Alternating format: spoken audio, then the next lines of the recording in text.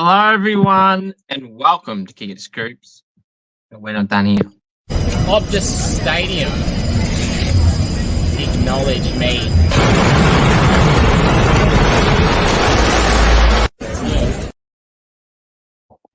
Hello, everyone, and welcome to Kick It Scoops. I'm your host, Cooper, the sole admin of AFL information, trade rumours, and results.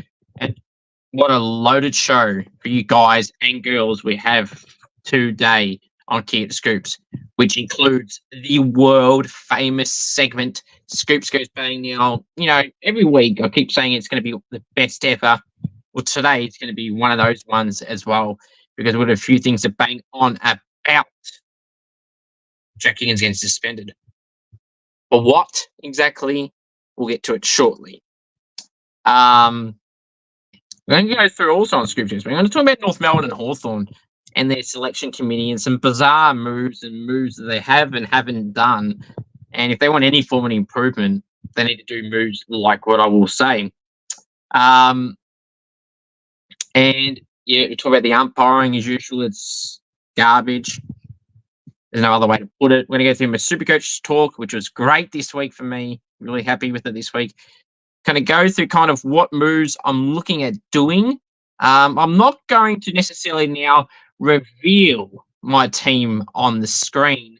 I've done my trade, so when we get to that, I will not be telling you what moves I have made or who's gone out.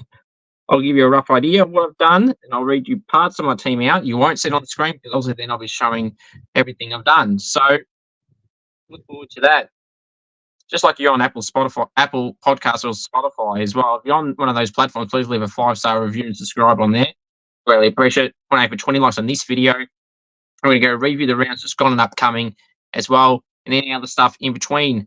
Now, first off, we'll start off with this. You want me on Cameo, head to cameo.com/Cooper G. Want me to roast a friend, wish someone happy birthday, anything at all, cameo.com/Cooper G. 20 likes. It costs absolutely nothing. Please hit the like button. It was my birthday yesterday, so if you haven't said happy birthday, I suggest you do so in the comment section or message me on Instagram, AFL Info Live. I'll greatly appreciate it. And if you checked out any of my recent videos, Goal King challenges with Lane Grigg from the Western Bulldogs back on again for another Goal King challenge with Griggy. Look forward to you. I was really happy to do that with Griggy, and I want you all to check that out. We'll greatly appreciate it. Any with Emma Stark, is part of the Oakland Chargers, and an AFLW umpire, London Ashcroft from the Western Bulldogs VFLW side. They're the most recent Goal King challenges as well. And with Kara from the Sandringham Dragons, so 4 Goal King challenges within a few weeks. So please go and check all those 4 out. I would greatly appreciate it. And any of the interviews that I've posted on the channel as well. With any one that I've had on recently as well. Alrighty. It's time. We're also going to go through my team of the week as well. Now, just an update on my Brownlow votes. You're probably wondering, you might be wondering, where's your Scoops medal votes?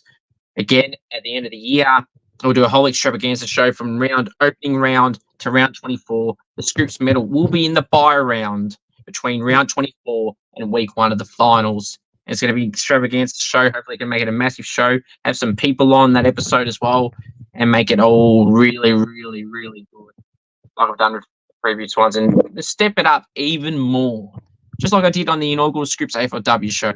I had BT, Brendan Tarrant on the Swans on that one. Hopefully some players will come on the AFL one as well. Alrighty, enough for all that. It's time for the world famous segment, Scoops Goes Bang.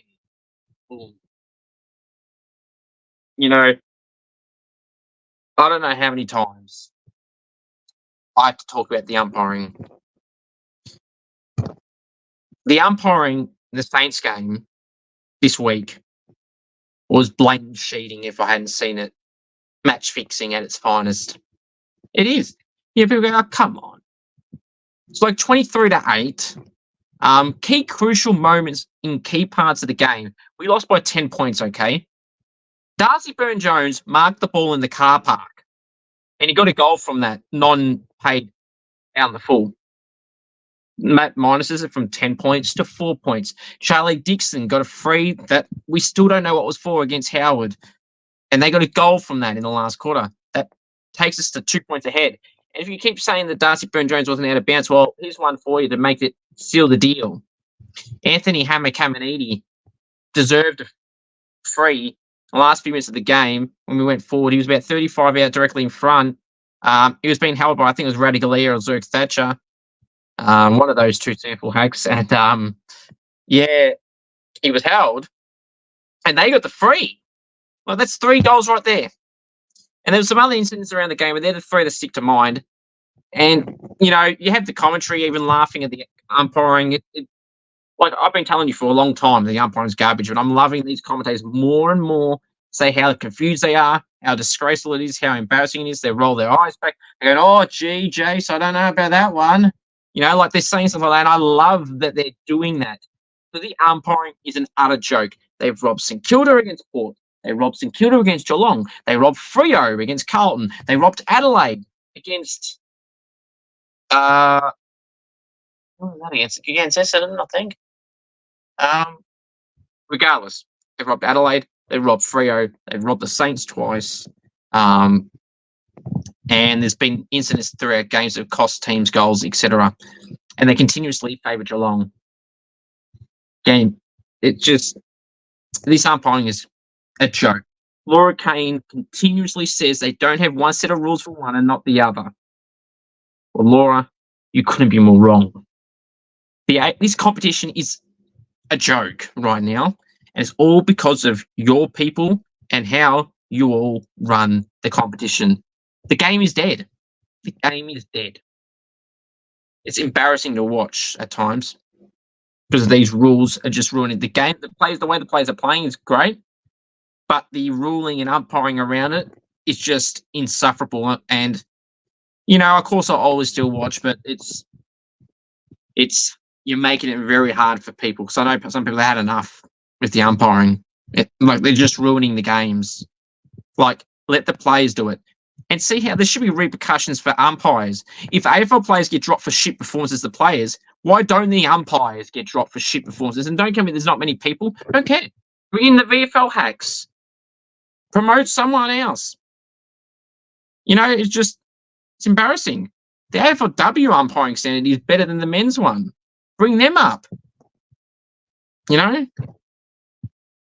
It's embarrassing. It really, and I don't even know how to. You probably think I'm on a repetitive cycle, but I will be on a repetitive cycle bringing this stuff up if it's continuously being shit. That's just plain and simple. It's frustrating everyone. The commentary, I know I said before, I love that they're bringing this up because they know how shit it is and they're just sick of pretending that it's not bad because it's bad. Oh, it's true. It's damn true. That's not an insult. That's just a fact of life. Yeah. Not one mistake. Not 2, 3, 4, 5. 500,000 mistakes they make per year. This year, it's intensified really bad. Lift your game, pathetic. Don't make excuses, fix it. And we talk about Laura not having one set of rules for one player or team and for the others. Carlton and Geelong umpiring game was just the same. Now, Carlton have been handed the game against Freo this year. We understand that they've had some free runs of frees this year in their favour heavily, a lot when some weren't there. A lot of them weren't there. But, I had some people say, oh, look, Carlton deserved it because they've been given games all year. No. That has nothing to do with the individual game in question. Against Geelong, the most protected club in the competition, I will keep saying this because it's right. Because you're not even debating that anymore. You people are not even debating it because it's true. Geelong are the most protected non-free kick club in the competition. Now, people say, oh, they don't have many free kicks on the free kick count. Who cares? For example, I'll make an example up. But these examples happen, but I can't remember specific names. So I'm going to give you a hypothetical here that happens in their favour. So, for example, say St Kilda playing Geelong and Jack Sinclair gets clotheslined. No free to Sinclair. What the hell? That's a non-free that went Geelong's favour. It just happens, and it happens too much. It was a deliberate not happen. Something with Harry Mackay didn't happen. It's just non-calls always favouring Geelong. If they're not getting frees, for example, another one. If a player's running inside 50 for Carlton and they get the head taken off, It's a free, right? Have a shot on goal. Doesn't happen. Geelong get a free for themselves. Or they just end up getting the ball when they shouldn't have had it because it should have been a free to Carlton. It's ridiculous. It's embarrassing. And when's it going to change? Never, probably. Until the game's soft. And speaking of soft and the bump is dead and all this, match review. Riley West copped a week. Marbiel Trolls copped a week. Jack Higgins copped 3 weeks. Marbiel Troll, whatever. Riley West, 1 week. We're going to get to that surely. Okay. Now, Jack Higgins got 3 weeks. Are you freaking serious? Are you serious right now? Are you kidding me? And now, am I shocked? No, because the AFL are run by idiots. Bedicum, they are run by idiots that don't know the rules and they're soft. This sport that everyone likes more than any other sport in this country is becoming soccer. Weak. It's embarrassing. Every week, they're getting weaker. Every more weeks go by, we get weaker. We, as in the AFL, get weaker. Not the players, the competition and people that are running the rules and the umpires. They are getting weaker every week that goes by. Can you tell me what Jack Higgins was meant to do? Tackles the player. Aaliyah jumps, tries to kick the ball, hits his head. Had Aaliyah just let the tackle happen, that would not have happened. Like, it's just plain and simple. Now, people are like, oh, what, you want him to just get paid on the ball? Well, whatever. But knowing the AFL, they wouldn't have paid that hole in the ball because they're run by a bunch of idiots. It's embarrassing. How can Jack Higgins be punished for doing his job? In this case, tackling a player. If Aaliyah didn't do that, this wouldn't be a thing. He may not have even been concussed if it wasn't for that type of kick that he tried. What was Higgins meant to do there? Tell me what he was meant to do. Now, how this was graded severe is a whole nother story. It's laughable. I mean, I've seen so many people even defending my thoughts on this on the post, on Facebook in particular, about the Jack Higgins thing. Like, it's just embarrassing. Like, sport is dead. You punch. So again, let me stress this enough. So the AFL are happy for you to punch someone and get let off. They're not allowing you to tackle and do little bumps to the shoulders, and you're getting weeks for it. Think about it, right? Jesse Hogan punched Lewis Young last week in the face or in the chin or whatever. Got nothing. He got one and got let off. What a great example you're setting there. Now, did he punch Lewis Young hard? No.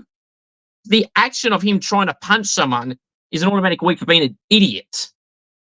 It wasn't a jumper pull, jumper shove. It was a punch. And he got off. I said at the time that he shouldn't have got off at all. He deserved a week. Hence that week I only spoke about Toby Green and Tom Barras. Hogan deserved that week. They appealed it and they somehow got off. That's ridiculous. So they're advocating for punching is fine, but you're not allowed to tackle. But isn't that been, and not it's a rhetorical question, by the way, it's been something that you've been meant to do since this sport existed. It was tackling. Soon, it'll be touch rugby style. It'll be touch. Tap someone on the shoulder. There'll be no tackling soon. That's literally the way it's going because it's embarrassing that players are getting suspended. They keep saying, you got to tackle like this, you got to tackle like this. What was Higgins meant to do? Just let him go? And then get ridiculed by the club officials or fans for being weak or being soft? No. So now he's got punished for doing the right thing. It's ridiculous. It is absolutely ridiculous. It's just, it is really, really embarrassing. Um,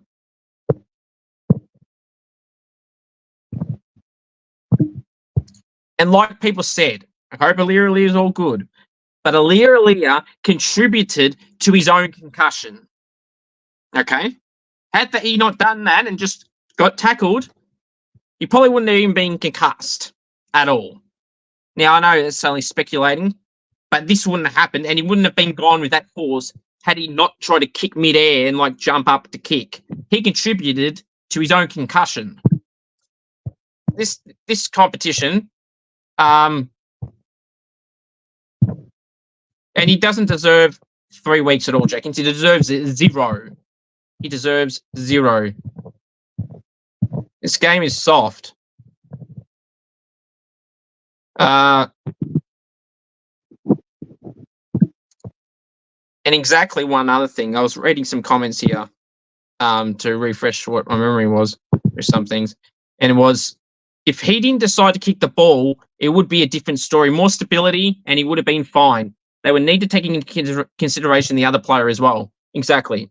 So, like, what's Higgins meant to do in that scenario? Is he meant to let him go?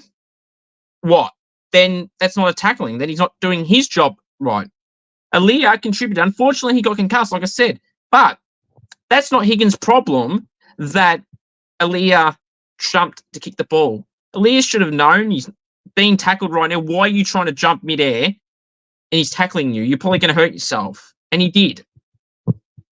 How that's 3 is ridiculous. The Saints are sending this to the tribunal, and thank God they are. Now, this is one of the rules where the first time ever where they're sending it and where it's on an automatic 3.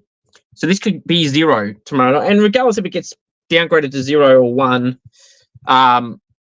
even if it does, I'm still not going to accept it because this is still showing the AFL have no idea, and the MRO, Michael Christian, have no idea what they are doing at all.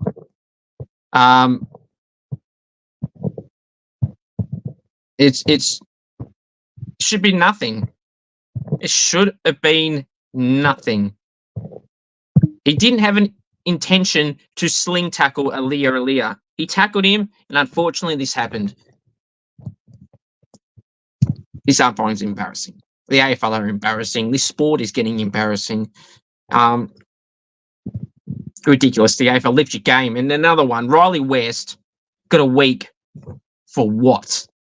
On Brandon Walker. Bumped him in the shoulder around here. Little fairy tap in a play in a contested space, and copped a week for that. I don't know if the Bulldogs have appealed it. I haven't seen anything saying they have, or they have accepted it. But they should be appealing that because that's absolutely nothing as well. That's what I mean. Players are getting suspended for nothing, but Hogan can throw a punch and it's all right. Pendlebury can throw a gut punch to someone and get let off. Dangerfield can hurt Stocker in round 1, and he got a free. And he didn't get in trouble, but Stocker did. You're starting to see a trend here, ladies and gentlemen. Big names, big clubs. Hogan, Dangerfield, Pendlebury. The big clubs, the bigger names are the ones that are getting let off. It's ridiculous. And quite frankly, another thing that Higgins can use and Riley West could use if they appeal it is, can they say they're a good bloke? Because Charlie Cameron got off for that, with that good bloke. The AFL set the standard now that if you're a good bloke, no matter what you've done, you can get off. Because Charlie Cameron got it. So how come when West Coast tried to use that for Tom Barras last week, it didn't work? Is he not a good bloke, the AFL? Is he not a good bloke? I don't know if he's ever been suspended before. So why didn't he get let off? He's a good bloke. Jack Higgins is a great bloke, and I know Higo. Good bloke. So it's like ridiculous. You want character references for these guys? I'm not saying anymore. It's a joke. The AFL are a joke. This sport is embarrassing. Well, the AFL is making it embarrassing. The players aren't. Lift your game, pathetic. Now, I want to also talk about the North Melbourne and Hawthorn selection panel. Now, North Melbourne and Hawthorn, there's a reason why they suck right now. Is because, not only because they're bottom teams, but they're not even selecting the right players or playing in the right position. Like, Seriously. Okay, let's start with the Hawks. You want to know why James Sicily is not having a great year? Not only because he's got no other defenders that are good. He's been forced away from his intercept role. So what do the Hawks do? They play him as a fullback. And he's not playing his best this year at all. You brought in a guy named Ethan Phillips from Port Melbourne VFL side. Mature age defender, key position, right? You play him, you have Frost, albeit he's not that good anyway, but you've got people there, right? That would free Sicily up to do his intercept, his running carry, everything like that. Did you ever think to play Ethan Phillips? He's stuck in the VFL just trotting along in there because what'd you pick him up for? For fun? To look cool for the few days that you picked him up for? In that time, like, oh, we got a big signing. We're going to bump up our social media post here. Port Melbourne, you're going to share in there and be so excited for him. What did you pick him up for? For VFL depth? That's what he's being used for at the moment. Play Ethan Phillips. You freeze up Sicily, and hey, maybe you might actually win a game if you do something like that. Ain't that hard? I can take a rocket scientist to figure that one out. Sam? I mean, I can look at some other players. But yeah, look, that's something that you should be looking at, Hawthorn. Plain and simple. Easy fix. Now, North Melbourne, who's even worse. Okay? North Melbourne. There's a few player moves and positional moves I want to talk about. Now, North Melbourne. What do you pride? Now, Clarko's saying, popping these losses, saying part of the thing, blah, blah, blah. No, you shouldn't be accepting mediocrity. I don't care how young your team is. There's no effort from 3/4 of that team. I don't care if the player that is not playing well is 18 or 33. You shouldn't be handing games to people that don't deserve it. I mean, I could really go through all that whole club's list if I wanted to. But in terms of guys that have either should be playing or haven't been playing or aren't in form or whatever. Now, North Melbourne, their key defenders are all useless. Like, they're all bad. Like, none of them are good. You know who they are. They all played on the weekend. Core, Ewan, and Compton. No good. Toby Pink's in the VFL. He's had his chances. He's no good. So that's what they need to target. And North Melbourne need to stop targeting midfielders in the draft and actually target key position players. I knew this would come back to bite them in the arse, and they picked up Zach Fisher and Dylan Stevens. Like, wow. Dylan Stevens and Zach Fisher. Gee, you really taught the AFL competition a light, taught them a light here. You really showed everyone up why you had to trade those in the first round picks to pick up Zach Fisher and Dylan Stevens. Wow. Who weren't even worth that. And I'm sure Carlton and Sydney were laughing at that. And I'm sure the two fellas are having a laugh that they've been paid a lot of money and they're not quite good at all. That, again, is all on North Melbourne. Now, you know, the key defenders are useless. Outside of Larkey up forward, their forward line is useless. I like Eddie Ford and Paul Curtis and Nick Larkey. The rest, Cam Zurhaar has shown no interest all year. He's mediocre at best right now. He's checked out, as they say. He's 99% going to Sydney the way the talk is. That's what I'm hearing from other people. It's just drop him. He's a free agent. So other club, whoever's going to get him, they've pretty much, you know, they're going to pick him up for the same. I'd be dropping him at points this season. Make statements. Now, where's Jaden Stevenson? Where's Curtis Taylor? Why aren't you playing Liam Shields? These guys, Hugh Greenwood. They're all in the twos at the moment. You want experience. You want leadership. You want some X-Factor players. You've got experience in Shields and Greenwood there. You've got some X-Factor in Jaden Stevenson and Curtis Taylor in the twos. Why don't you play them? You say about how young you are and you need that leadership and experience. What did you bring Liam Shields to the club for? To play twos? I don't think you did. He should be playing his form is warranted right now. Like, okay, he's not setting the world on fire, but he's better than anyone that you're playing at the moment. Will Phillips treat like garbage. You finally put him in and you just keep subbing him in as a sub, or you take him out and sub him out. Give him a proper go. You draft all these mids, and this is the problem you're having with the midfielders. You get your only good ones stuck playing in other positions or in the twos. Liam Shields and Jaden Stevenson and Curtis Taylor and Hugh Greenwood should be playing. That will help those issues a little bit.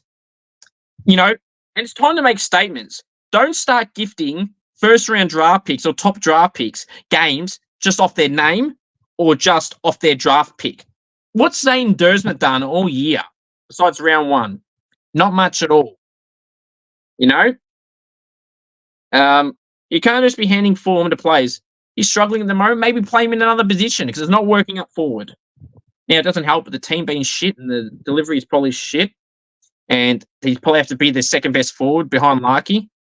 But he plays Zane in another spot. Maybe play him off half back. They need to really fix it.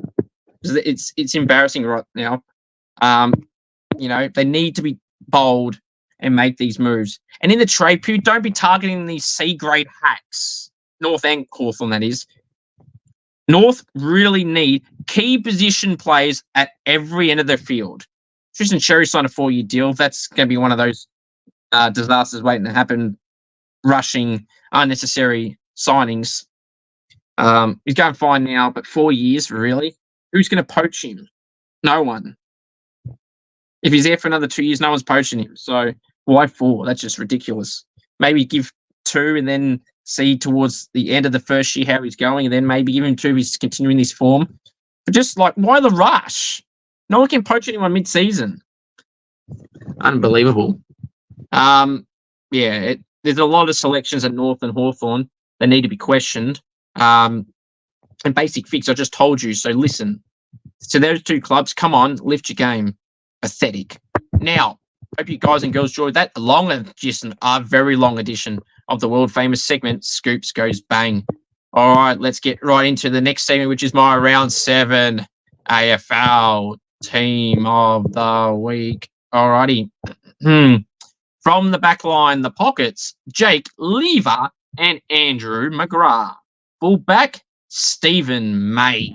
Half back line, the flankers, Finn Callahan and Bailey Dale. Centre half back, Harry Himmelberg. Wingers, Lockie Whitfield and Darcy Wilson. Centerman, Rory Laird. Our forward line, the flankers, Brody Myercheck and Isaac Rankin. Centre half forward, Jeremy Cameron. Forward line, the pockets, Bailey Banfield and Daniel Disco Turner.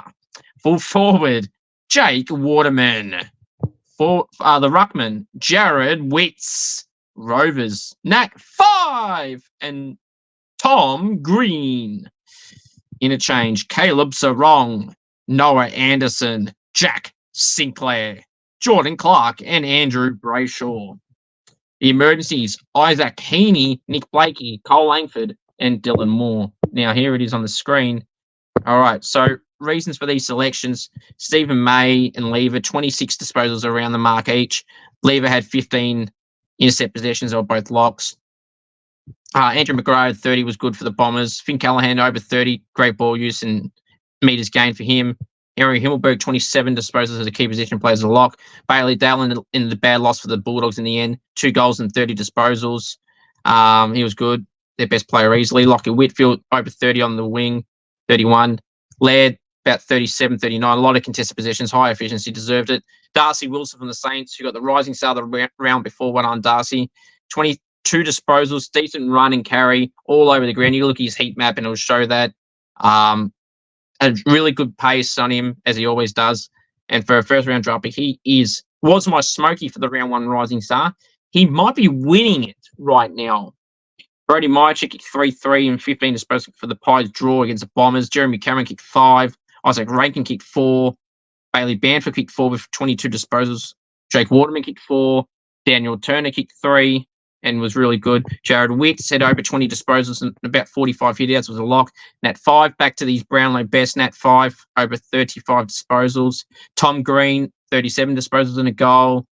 Caleb Sarong 37 disposals, a lot of clearances, like 15. He was realistic not to be on the field, but look who else is there. Laird, Fife and Green, so a bit hard there. Noah Ranson the same, 2 goals, 34 disposals. He was a lock. Jack Sinclair, a goal and 28 in the midfield. He was really good. He was one of the 2 reasons why the Saints were in this game for the whole game. Jordan Clark, I thought, was really good and a bit of a surprise for some for seeing the team of the week. But I like the way he played, and his kicking, like Wilson, really stood out for me in that Dockers game and their win over the Bulldogs. And Andrew Brayshaw back to his best, 30 disposals, playing a different role this year on the wing a little bit more. At 30 disposals, a lot of contested possessions, and I thought, and meters gained and clearances. I think he had about 7 as well. So a really good game. Isaac Heaney was stiff, 3 goals and 20 touches. Just out for those mids, as I said. And the ones on the bench, I feel, were a tad better. Not drastically, but a tad better. Nick Blakey had 30 disposals on the half-back line. Kyle Langford kicked 4, was stiff. And Dylan Moore was decent up forward. Over 20 touches as well. And you could consider him stiff as well. Now, look at this graphic right there. Now, the AFL, the umpires were in the huddle, let's just say, for the Port Adelaide's umpire-affected win over the Saints. Now, I have a clip to show you all, and I just want to talk about it before I continue on with the rest of the show. All I'll say is this next person, some leader, eh? Some leader. Spoke about the significance of this goal to keep the Dogs close. Review complete. Looking at this angle, we can see the ball pass on the behind side of the scoring line. Decision on scoreboard. Some leader, hey? 13 points down, 2.5 to go, just over in the third quarter. Aims on the line markers, Spontaneously. And yeah, shit the bed. Some leader, hey? Unbelievable. A lot of the Bont lovers were quiet this week. And a few weeks, because he's been quiet for a few weeks. No Brownlow for him. Not happening. Anyway, all right. Now, comment down below too about your team of the week. Oh, my team of the week, what your thoughts were. Anything you'd adjust. All right. Now, let's go talk about my Supercoach talk. I did score 2,247. I am in the top 43%. It's an upgrade, 2,247. I'm really pumped with that. But, hopefully it can get a bit better. Consistently, I've made 3 trades. So as of right now, I've used my last boost trade. I brought in 3 players. What I've done is I've got rid of 2 rookies and a premium, and I've brought in 2 premiums and a rookie. So I'm not telling you who they are. The structure, the formation of my team is mainly my defenders are pretty much all premiums bar 1. The midfield, I think it's all premiums bar 2. The ruck's obviously 2 premiums. Question mark over Royal Marshall, so hopefully he plays. And then my forward line is still my weakest spot. I think I've only got 2 or 3 primos in that spot. So, yeah, that's what I've got. So, any questions you have about Supercoach, comment down below. Also, a quick shout out to Zach, who is currently leading the Scoops Fan Club league. So congratulations to you, Zach, for currently having the lead, mate. Interesting. Hopefully I can catch up to you very shortly. And someone who's been in the top 5 pretty regularly lately is Graz10. So Graz, congratulations to you, mate, also for retaining your spot in the top 5. You were telling me that you wanted to give it up after one quiet round in the first 7 rounds. Well, mate, keep pushing and see what's happening. The results are showing, mate. And you're beating myself right now, but hopefully I can catch up very shortly. But it's a long road back to catch up to you guys in the top 5, unfortunately. But hey, funnier things have happened, they say. So well done to Zach and Graz for Zach being first and Graz being 5th. Still in the top 5 all year consistently. Well done to you too. And hopefully, as I said, I can catch up shortly. All right, now let's go review round 7. Let's start off. It was on Anzac Day Eve. So we have to go all the way back to last Wednesday night. We had Melbourne and Richmond we had Melbourne 85 defeated the Tigers to 43 points. I mean, Richmond were up by a point at halftime. Just sink that in. Richmond were up by a point at halftime, then lost by 43 points. So, people say, Melbourne's a dominant win. No, it was a dominant second half, quarter and a half. Then Kerber cost them late in the third on the siren effectively. That got them a goal from Caleb Windsor, who then got subbed off, which is an odd move in itself. And it was like 20-something points, 23, 29 points at 3 quarter time, and then Richmond weren't coming back there. Then lost by 43. So if it wasn't for some late stuff-ups from the Tigers, they could have beaten this heading into the last quarter, but they blew it for themselves. Credit for them for hanging that long, but not good enough. Melbourne get the win. Gawn was good. Daniel Turner was good, kicking 3. Up forward, he's spun at the back line, kicked his first 3 career goals. His career, so well done to him. All right, next game, the draw on Anzac Day, 85 apiece, 12-13, 85 Essendon to Collingwood, 12-13, 85. The first draw of season 2024, and it was a good game, and both clubs had chances. Cole Langford missed a sitter a minute to go. Jamie Elliott dropped the mark on the boundary line, funnily enough, very similar to the angle where he won him the game last year from the pocket on the siren. Blew that opportunity. Myercheck missed some easy ones. Elliott missed an easy one last. So both sides had their chances. Unfortunately for both of them, they shared the points. So yeah, that is what it is there. Scott Prenderby broke the 10,000 disposal thing this week. So well done, or this in his career now, the first ever person to get to 10,000 disposals. So well done to Scott Prenderby, who last year I think it was passed St Kilda legend Robert Harvey for the most disposals ever in the AFL's existence since stats have been recorded. McGrath though was good for the Bombers as well. GWS 113 defeated Brisbane 59. GWS by 54 points over the Lions. Again, what happened to the Lions? Question marks. Look, no panic stations for me with Brisbane. It's a concern. They'll probably win the next 4 or 5. I see David King and Montagna and Anthony Hudson talking last time on First Crack about, they can all. It's all well and good to win those games, and then they'll think it's fine, but it's not. It's more than that. And I agree with Kingy. Then if they win those games, it doesn't mean they're back, but obviously it's confidence they get. Like, what do you change though? Like, I understand that's not working, but like Hipwood and Danaher and Lincoln McCarthy and Charlie Cameron's their best 4 forwards off the top of my head. Then you add Rayner into that mix and Zach Bailey. So that 4 line's good. It's just, I don't know.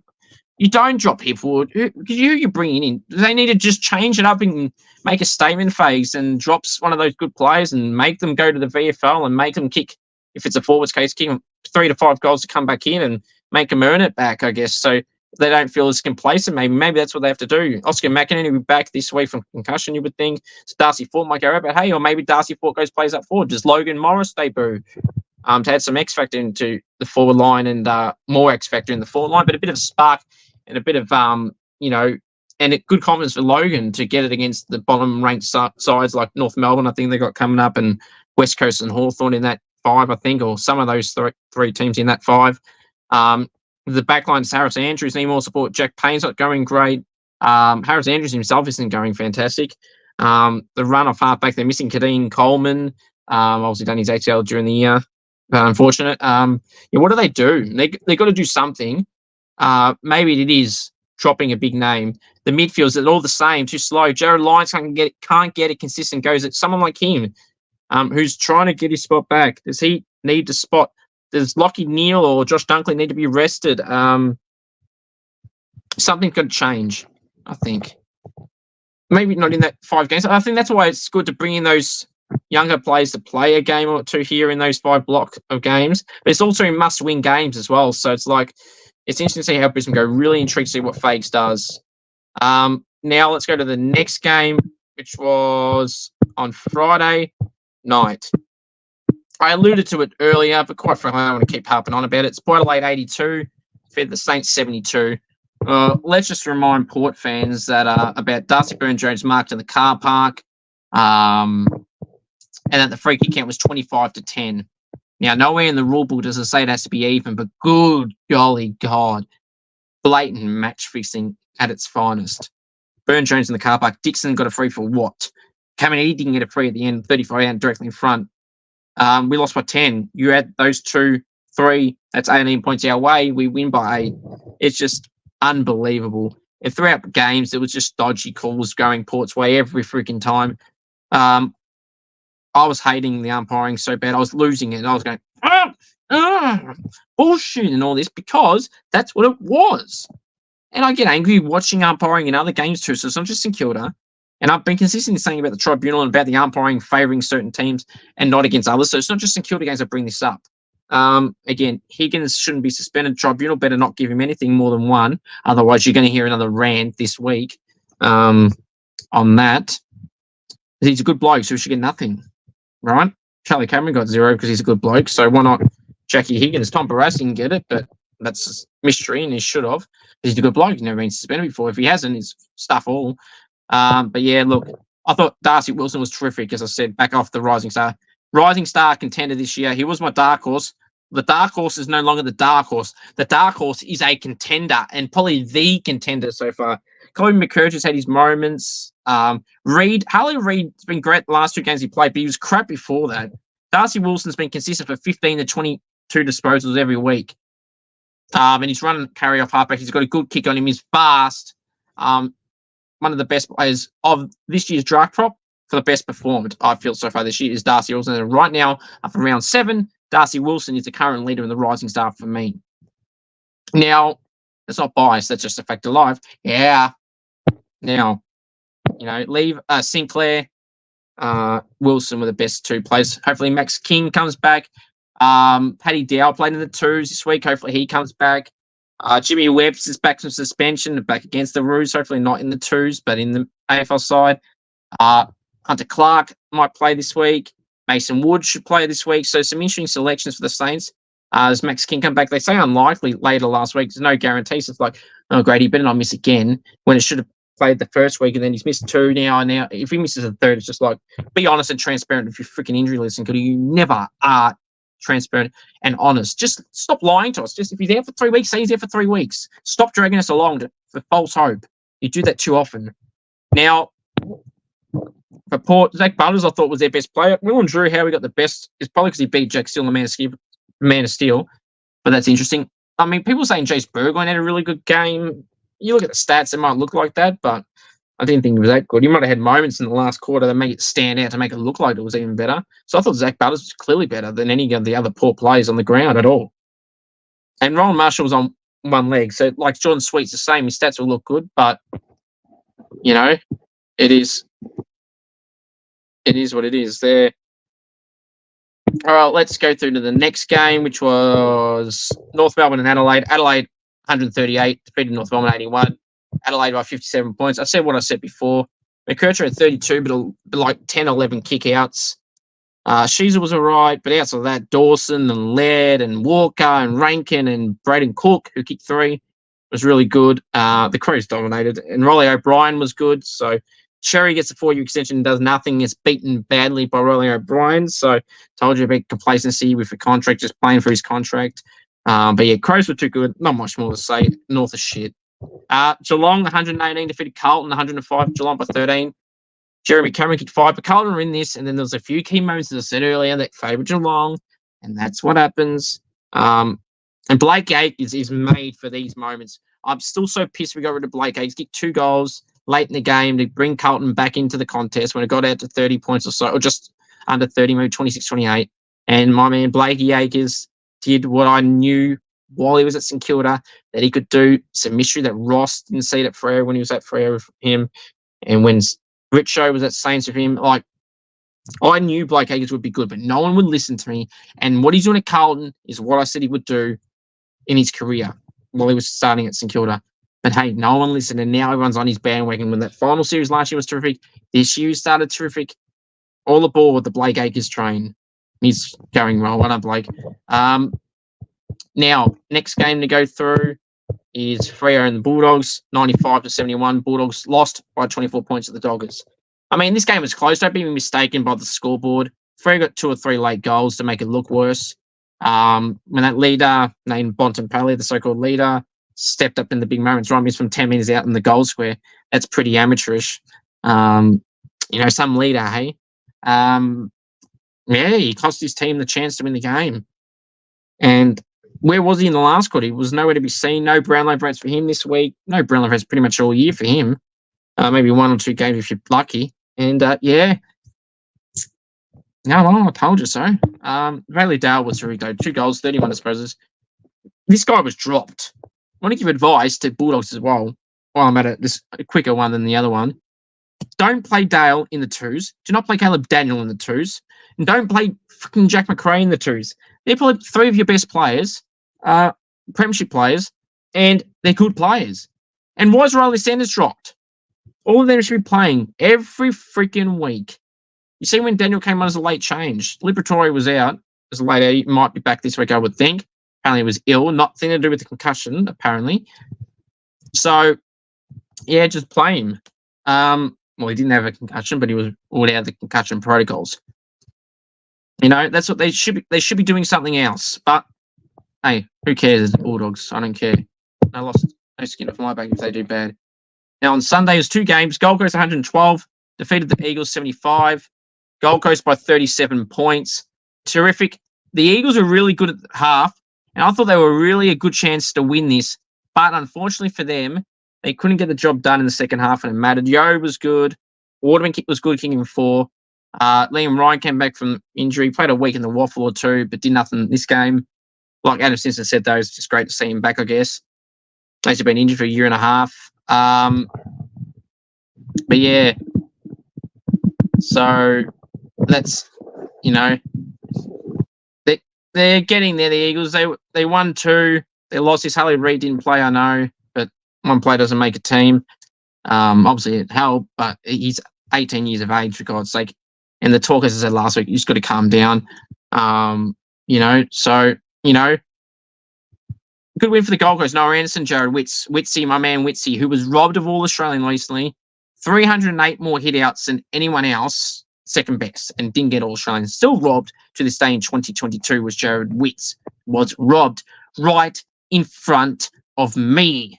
And last year, Rowan Marshall was robbed right in front of me, who was better than Tim English last year. Or they should have both been there. Marshall be the starting ruck and Tim English be the bench ruck, if you had one.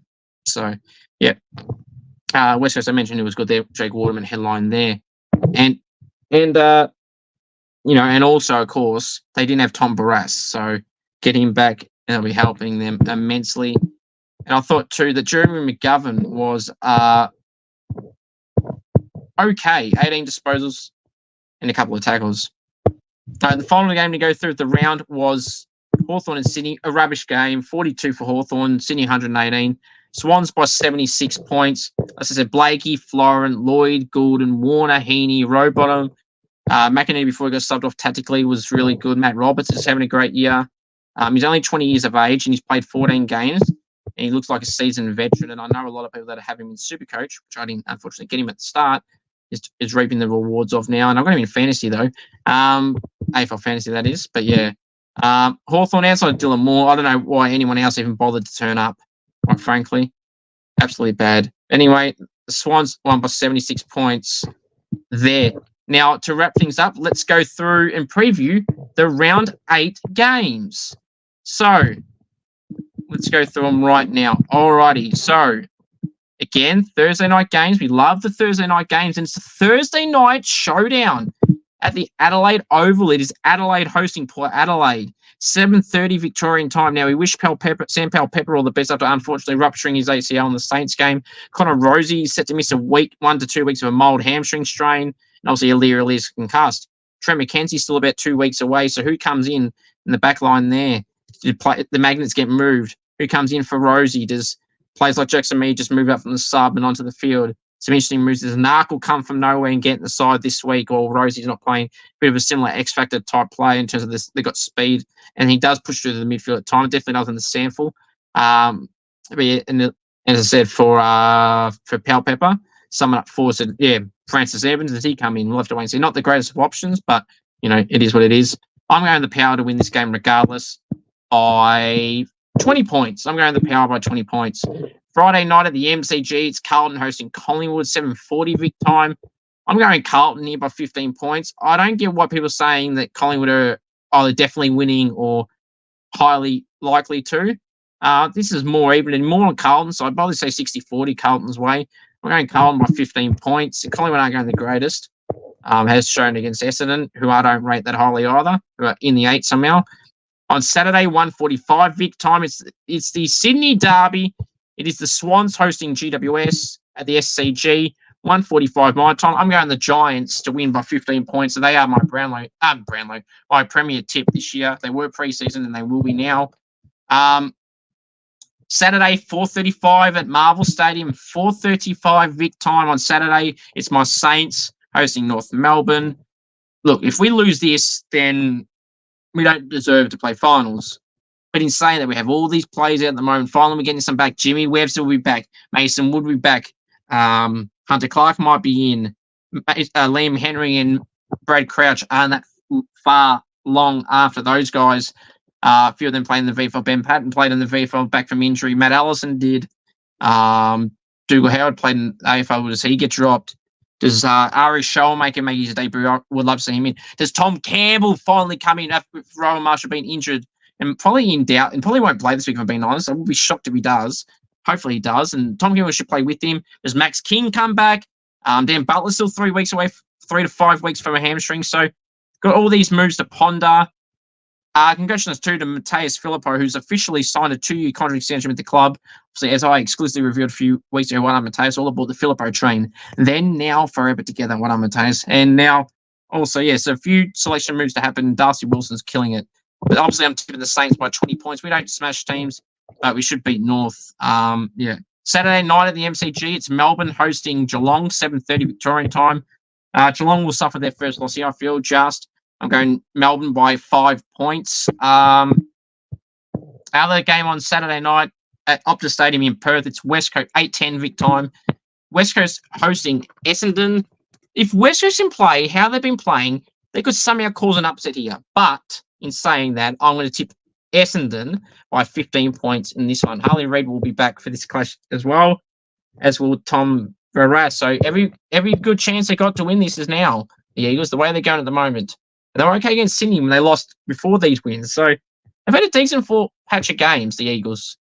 On Sunday, got 3 games to wrap it up for the round. On Sunday, Richmond hosting Fremantle, 1 p.m. Vic time at the MCG.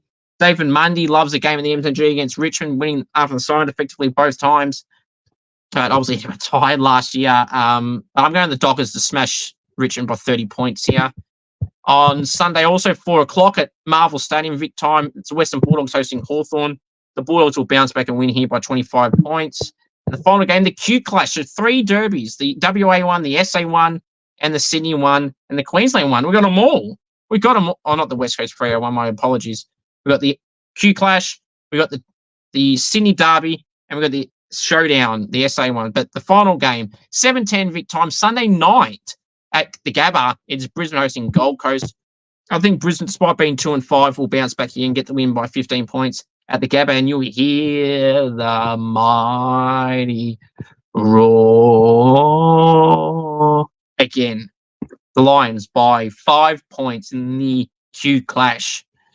All right, my final thoughts are simply this. If you know any AFL, AFLW players, or any up-and-coming draftees, and you love them on the podcast in a Goal Kicking Challenge or an interview, please send me a message on Instagram, AFL Info Live, or Facebook, AFL Information, Trade Rumors and Results, the page with over 55,000 followers. And or anyone you would love that you don't necessarily know personally, but you would love to see me have on, please send me a message on Instagram, AFL Info Live. I'll just put it on the screen now for you, AFL Info Live. And if you want me on Cameo, head to cameo.com/Cripper G. Want me to roast a friend, wish someone a happy birthday, anything at all, cameo.com/Cripper G. And subscribe to this YouTube channel if you haven't already, would greatly, and all the other social media platforms, would greatly appreciate it. And leave a like on this video before you leave here tonight. Thank you all. Until the next one, the most important thing of all to remember is go the Saints. And of course, acknowledge me, the one tribal chief, Scoops.